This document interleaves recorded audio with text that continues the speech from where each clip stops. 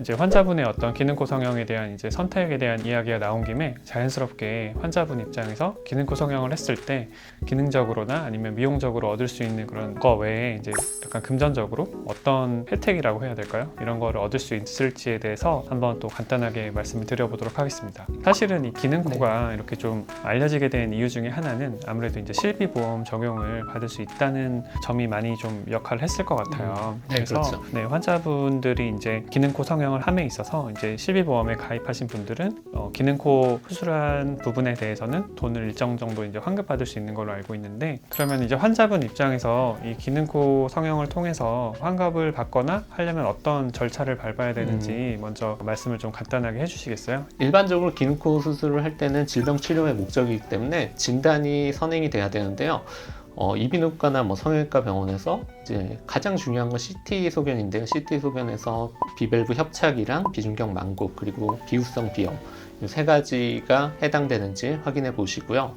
그렇게 진단을 받으셨다면 이제 본인이 가진 실비보험이 그런 질병 치료 목적의 이제 수술에 환급이 가능한지 한번 문의해서 여쭤보시는 게 좋을 것 같습니다. 그래서 자세한 절차나 그 환급률 같은 걸 확인해 보신 다음에 수술을 이제 확정이 되고 어느 정도 환급이 받을 수 있다는 정보를 얻으신 후에 이제 성형외과에서 수술 날짜를 잡아서 수술을 하면 될 것 같고요. 성형외과든 이비인후과든 사실은 상관없지만은 저는 성형외과 의사이기 때문에 성형외과에서 수술 받으시면은 좋을 것 같고, 성형외과에서 이제 수술 받으신 다음에 이제 수술비 납입 영수증이나 진단서, 입퇴원 확인서 이 정도의 이제 서류를 가지고 신청을 해주시면 보험사에서 필요 절차에 따라서 환급이 진행된다고 알고 있습니다. 이런 수술 같은 경우에는 사실은 입원이 돼야지 수술비가 나오는 그런 경우가 보험사 약관에 굉장히 많기 때문에 당일 입원으로 한 6시간 이상 병원에 체류하는 것이 중요하다고 생각하면 돼서 다른 코 수술보다는 조금 더 시간적 여유를 가지고 병원 내원하셔서 충분한 그 정도 시간적 여유를 가지고 수술 받으셨으면 좋겠습니다. 정리를 하자면 이제 환자분이 이제 어떤 코막힘이라든지 이런 불편감이 있는 증상이 있을 때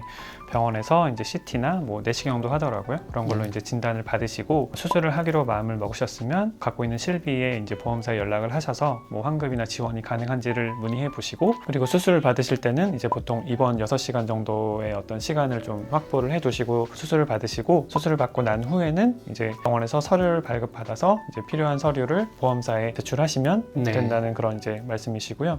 보통 이렇게 해서 제출을 한 후에 환급을 받는 데까지 걸리는 기간이 보통 어느 정도일까요? 정상적인 절차상 문제가 없다면은 일주일 이내로 그냥 지급이 바로 된다고 생각하면 되는데, 사실은 보험사마다 지급 조건이나 지급 보장 정도가 조금 다른 편이라서 병원에서 사실은 확정해 주거나 병원에서 결정한 사항은 아니라서 보험사에 어느 정도 물어본 다음에 언제 정도 지급이 되는지 알아보시는 게 가장 정확한 방법일 것 같습니다.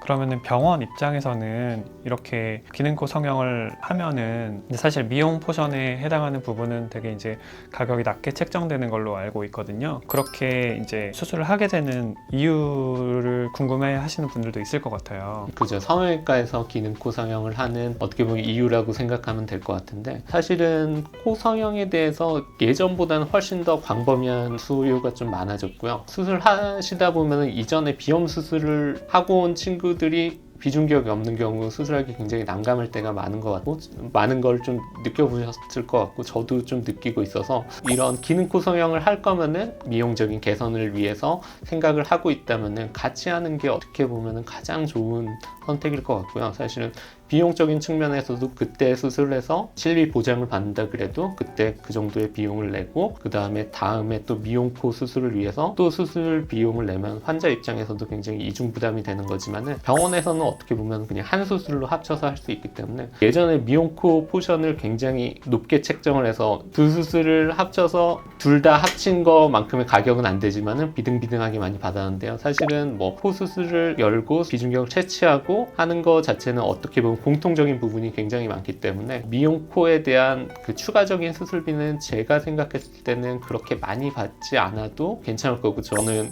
그런 기능적인 문제를 해결한다는 거에도 굉장히 만족하는 편이고, 그 다음에 거기에 추가로 이제 미용적인 부분을 만족시켜 줄 수 있는 부분이 굉장히 꽤 나와서 저는 기능코 수술을 하면은 조금 더 보람이 느껴지는 그런 수술이라고 생각해서 저는 비중을 조금 두고 있는 편입니다. 사실은 이제 환자분 입장에서도 그런 기능적인 외적인 부분이랑 미용적인 부분을 따로 하면 어쨌든 수술을 2번 받아야 된다는 것 외에도 사실 수술적인 문제도 있어요. 그러니까 비중격 망곡증이 있어서 단순히 비중격 연골을 이제 떼어낸 수술을 하고 난 다음이었는데 이제 또 미용적인 수술을 해야 되는 경우가 생기면 재료가 사실은 부족해지는 경우가 있거든요. 그래서 그런 부분에 있어서도 그렇고 이제 코 안쪽에 어쨌든 또 흉 조직이 어쨌든 일부 자리를 잡는 거니까 수술의 난이도도 높아지고 또 비용 자체도 재수술 비용이 청구될 수도 있어요. 병원에 따라 다르겠지만 그러면 이제 부담이 그만큼 확 늘어나는 거니까 그런 면에 있어서는 환자분에게 되게 많은 어떤 이득이 될 수 있겠다는 생각이 듭니다. 네.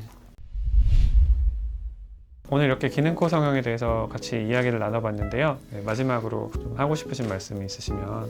저는 일단은 뭐 기능코 성형이든 코 성형이든 어떤 좀 외형적인 모습에 포커스를 두시는 분들도 있고 기능적인 모습에 포커스를 좀 더 두시는 분들도 있는데요. 가능하면 성형외과에서 이런 수술을 진행한다면은 외형적 모습이랑 기능적 요소 모두 만족할 수 있는 수술을 할 수 있지 않을까 싶습니다. 바쁜 시간 내주셔서 감사드리고요. 네, 저희는 그러면 다음에 또 다른 주제로 또 찾아오겠습니다. 감사합니다. 감사합니다.